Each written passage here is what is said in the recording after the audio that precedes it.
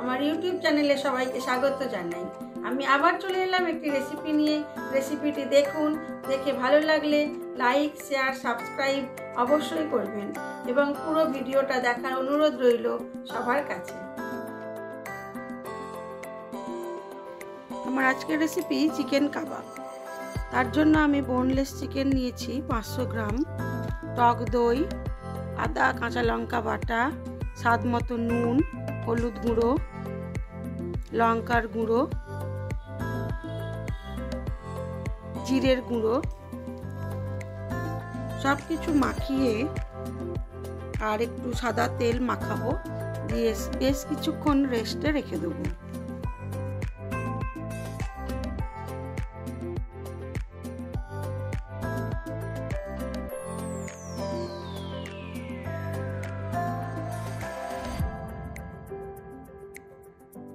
প্যানের মধ্যে দিয়ে দিলাম পরিমাণ মতো ঘি। একটু বেসন ভুনা করব। বেসন ভুনাটা ঠান্ডা করে চিকেনের মধ্যে মাখিয়ে রেখে দেবো।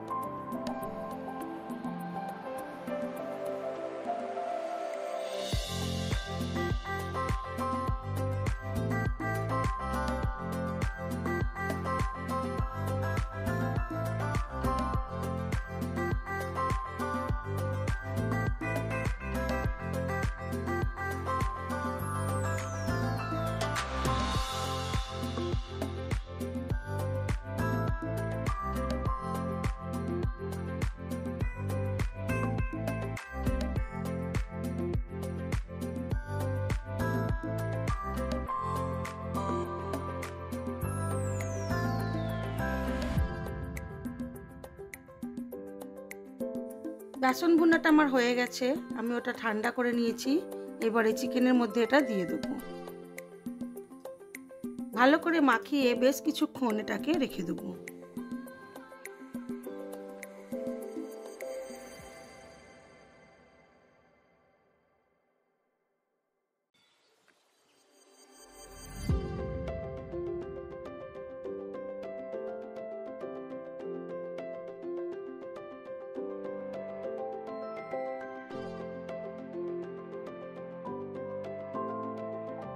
এইভাবে যদি চিকেন কাবাব করেন তাহলে খেতে অসাধারণ হয়।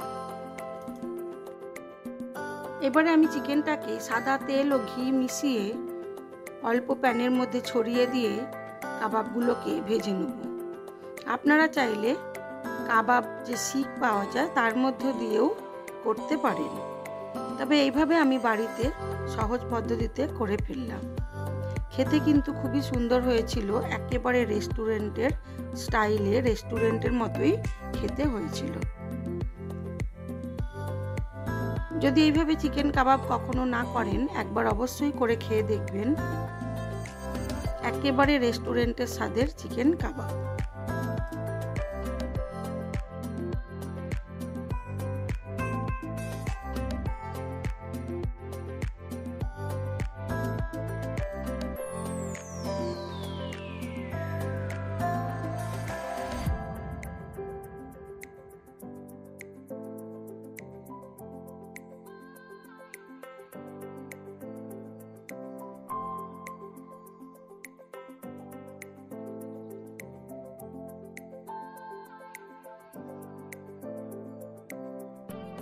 চিকেনগুলো দিয়ে ঢাকা চাপা দিয়ে কম আঁচে এগুলোকে হতে দেব।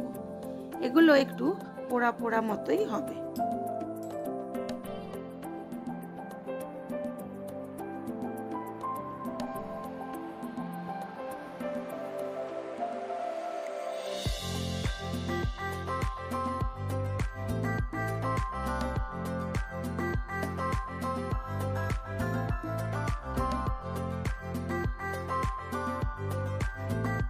খুব সহজ পদ্ধতিতে বাড়িতেই বানিয়ে ফেললাম চিকেন কাবাব। খেতে কিন্তু একেবারেই রেস্টুরেন্টের মতো হয়েছিল।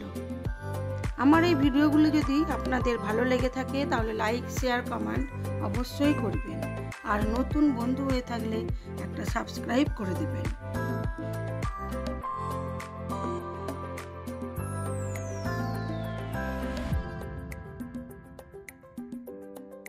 হয়ে গেছে আমার চিকেন কাবাবটা, আমি এবারে সার্ভ করে দেবো। আমি চিংড়ি মাছের পোলাও দিয়ে চিকেন কাবাবটা সার্ভ করেছিলাম। আমাদের আজকের লাঞ্চ মেনুতে ছিল চিংড়ি মাছ দিয়ে পোলাও আর চিকেন কাবাব।